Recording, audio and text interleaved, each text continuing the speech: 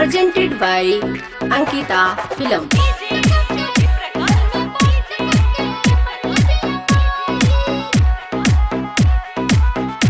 काहे फोनवा के दे तारू काट हो रानी करब तू हमरा संगे घाट हो। काहे फोनवा के दे तारू काट हो रानी करब तू हमरा संगे घाट हो। राजा होता पे हमरो दिखाई, सैया होता पे हमरो दिखाई, बड़ी मरल है बिया बंद क के माई। राजा होता पे हमरो दिखाई, बड़ी मरल है बिया बंद क के माई।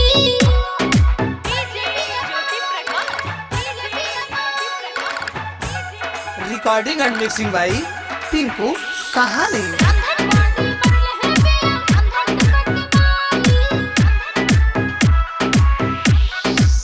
रोजे रोजे तोहरा के नंबर लगाई फिर भी ना तोहरा से बात करे पाई। एहो रोजे रोजे तोहरा के फोनवा लगाई फिर भी ना तोहरा से बात करे पाई।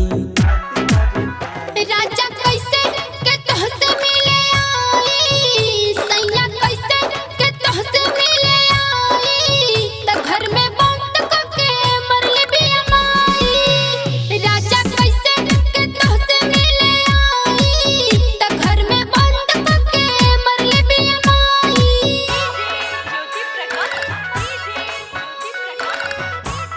रिकॉर्डिंग एंड मिक्सिंग बाई टिंकू सहानी।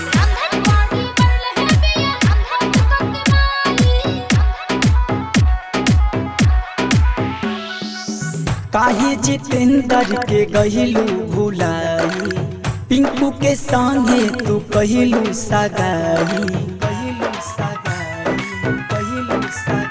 सुनो काहे जितेंद्र के गहिलू भुलाई पिंकू के संगे तू कहिलू सगाई।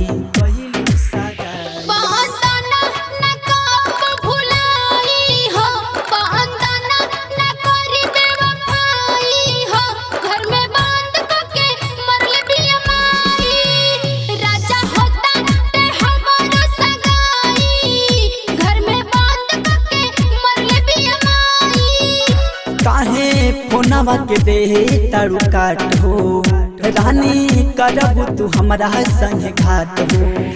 काहे फोनवा के दे तारू काट हो रानी करब तू हमरा संगे घाट हो। राजा होता पे हमरो दिखाई, सैया होता पे हमरो दिखाई, बड़ी मरल है बिया बंद क के माई। राजा होता पे हमरो दिखाई, बड़ी मरल है बिया बंद क के माई। राजा होता पे हमरो सगाई, घर में बंद क के मरले बिया माई। Presented by Ankita Film.